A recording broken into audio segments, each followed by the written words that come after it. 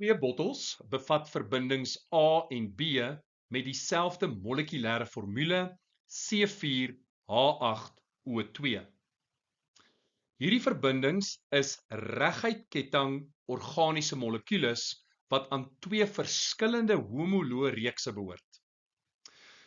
Nou aangesien hulle dieselfde molekulêre formule het, maar tot verskillende homoloë reekse behoort, het ons hier te doen met isomere. Die een paar isomere wat ons ken in graad 12 is aldehiede en ketone. En as ons kyk na C4H8O2, weet ons, dit is nie 'n aldehied of 'n ketoon nie. So dit laat ons met die ander opsie, karboksielsure en esters. So die verbindings is waarskynlik 'n 4-koolstofkarboksielsuur, butanosuur en dan een of ander ester wat in totaal 4 koolstowwe bevat. So metielpropanoaat of etieletanoaat of propielmetanoaat. Die kookpunte word gebruik om tussen die twee verbindings te onderskei. Definieer die term homoloë reeks. Dit is 'n reeks organiese verbindings wat deur dieselfde algemene formule beskryf kan word, of waarin die een lid van die volgende verskil met 'n CH2 groep. Identifiseer die twee homoloë reekse waaraan hierdie verbindings behoort. Nou ons het reeds bepaal, dit kan net esters en karboksielsure wees. Die volgende is die dampdrukke van hierdie verbindings by 'n gegeewe temperatuur. Vir verbinding A is dit 0,071 kilopascal en vir verbinding B 9,7 kilopascal. Skryf die struktuurformule van verbinding A neer. Nou A het 'n laer dampdruk as B en dampdruk is omgekeerd eweredig aan kookpunt. So A met 'n laer dampdruk het 'n hoër kookpunt as B. En as ons dink aan karboksielsure, dan dink ons waterstofbindings en esters dipool-dipool kragte. So A is 'n karboksielsuur met 4 koolstowwe, met ander woorde butanosuur. En daar sien jy die struktuurformule van butanosuur. Die karboksielgroep dui aan dat dit 'n karboksielsuur is en butanosuur het 4 koolstowwe. Skryf die IUPAC naam vir 'n moontlike verbinding B neer. Nou ons het reeds gesê A is die karboksielsuur, so B is 'n ester met 4 koolstowwe. Daar's dus 'n paar opsies op die tafel. Eerste opsie, metielpropanoaat. Wat doen ons? Ons soek eerstens ons karbonielgroep. Onthou die karbonielgroep kom van die karboksielsuur af. En dan tel ons die aantal koolstowwe.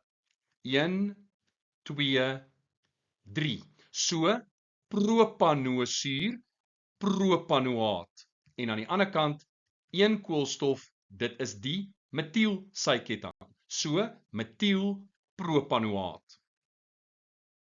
Hier is 'n ander opsie. Ons begin by die karbonielgroep 1, 2. Dis etanosuur, met ander woorde etanoaat. En hierdie kant 1, 2 koolstowwe, dis die etielgroep. So etieletanoaat. En dan 'n derde opsie. Die karbonielgroep, daar's net 1 koolstof, dis metanosuur, met ander woorde metanoaat. En dan 1, 2, 3 koolstowwe, propielmetanoaat. Skryf die sterkste tipe van der Waals-krag tussen die molekules in verbinding A neer. A is butanosuur, wat 'n karboksielsuur is. In alle karboksielsure kom die volgende van der Waals-kragte voor, naamlik waterstofbindings, dipool-dipool kragte en Londen dispersiekragte. Die vraag vra vir die sterkste van hierdie drie. En dit is natuurlik waterstofbindings. Skryf die sterkste tipe van der Waals-krag tussen die molekules in verbinding B neer. B is 'n ester. Dit beteken daar is nie enige waterstofbindings nie, slegs dipool-dipoolkragte en Londen dispersiekragte. En van hierdie twee is dipool-dipoolkragte die sterkste van der Waals-kragte. Watter verbinding, A of B, het 'n hoër kookpunt? Gee 'n rede vir die antwoord deur na die sterkte van die intermolekulêre kragte te verwys. Verbinding A, butanoosuur. Nou hoekom sal butanoosuur 'n hoër kookpunt hê? In butanoosuur kom daar waterstofbindings voor. En waterstofbindings is sterker as dipool-dipoolkragte wat die sterkste intermolekulêre krag in esters is. Met ander woorde, daar is meer energie nodig om die intermolekulêre kragte in karboksielsure te oorkom as in esters. Nou hierdie vraag het net 2 punte getel, so jy sal nie daai hele relaas neergeskryf het nie. En net vir interessantheidshalwe, die kookpunt van butanoosuur is 163,75 grade Celsius, terwyl die kookpunt van etieletanoaat net 77,1 grade Celsius is. Die kookpunt van verbinding A word weer gemeet op 'n ander dag wanneer die atmosferiese druk heelwat laer is.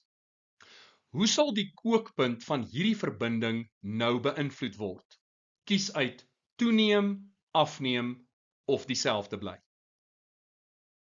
As die atmosferiese druk laer is, sal die kookpunt van die verbinding afneem. Dink aan jou definisie vir kookpunt. Dit is die temperatuur waar die dampdruk van die vloeistof gelyk is aan die atmosferiese druk. So, by 'n laer atmosferiese druk sal minder energie nodig wees vir die vloeistof om te kook.